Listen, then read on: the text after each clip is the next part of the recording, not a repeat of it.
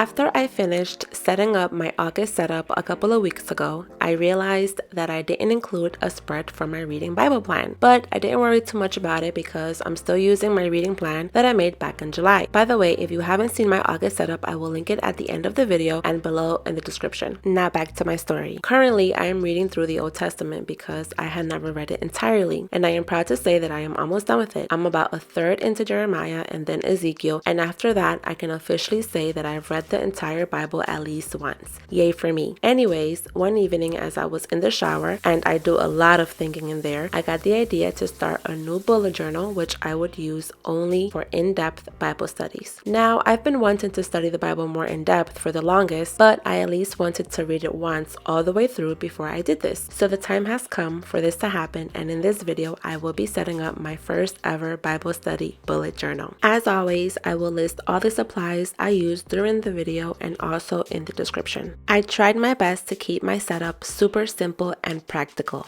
As you can see here, I am writing my name in a simple cursive, and even though I was tempted to include more elements on this page, I didn't bother. By the way, I forgot to mention that I'm using a B5 size journal from Archer and Olive, and I bought it during their past sale for 25% off. It was actually a good deal, and the journal seems to be very sturdy with thick pages, so if I ever decide to get creative with watercolors or anything like that in the future, I could.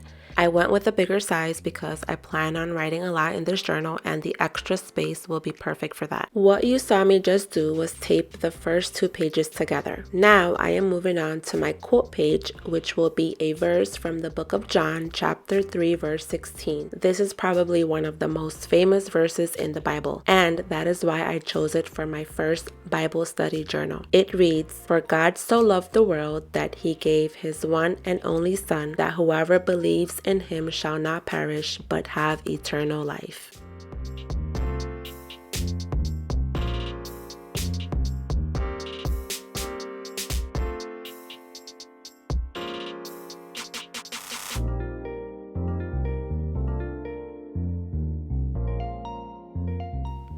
So after my quote page, I really wanted to include a year at a glance because you never know, I might need to know what day it is. And also, who doesn't love writing all those cute mini calendars?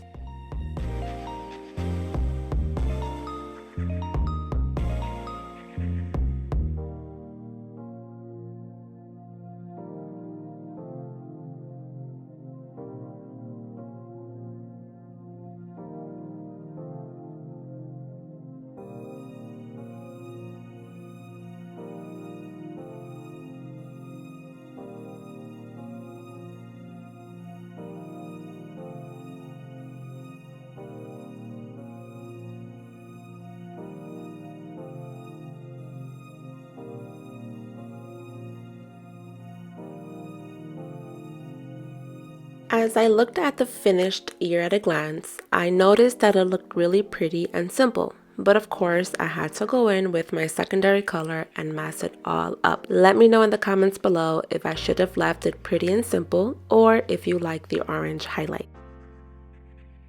Moving on, I wanted to write out the year 2021 to serve as a reminder of when I started this journal. This banner, which I'm about to draw, was heavily inspired by Riley Autumn. I've mentioned her before, but currently I am really liking making doodles of notes or paper. I just think they're so cute.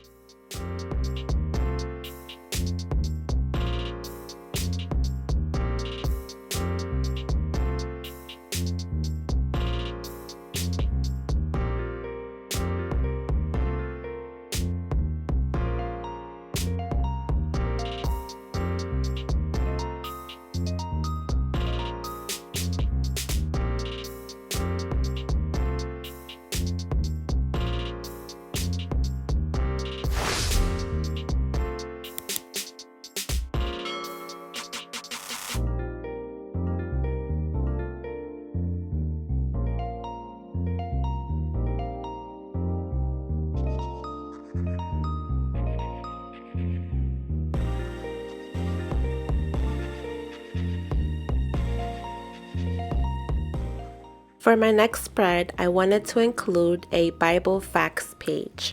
I got my simple facts from one of my homeschooling books that I used in the past. I didn't want anything too academic. I just wanted some simple Bible facts to refer to once in a while. And I decided to spruce this page up a bit by creating a simple border around the page and also the facts.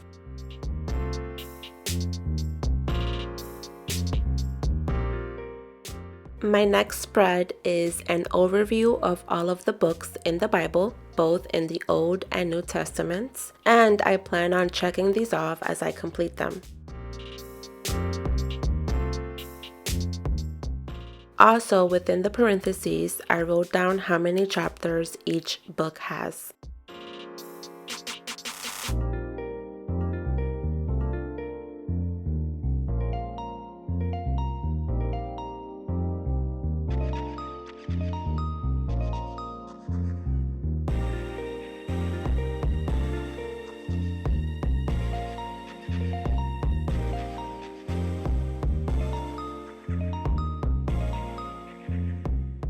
It was kind of hard deciding which book I would start off with, but I decided on the Gospel of John. It will be a challenging but rewarding book to study, so I plan on creating a simple cover page for each book I study. These are some of the things I want to include: a checklist of all the chapters, who the author is, to whom it was written, the theme, and some popular verses. By the way, I got all of this information from a study Bible that I already own. Then after I write all this in, I can actually start the study. By the way, let me know in the comments below if you're interested in seeing what my study actually looks like after I'm done reading the book of John.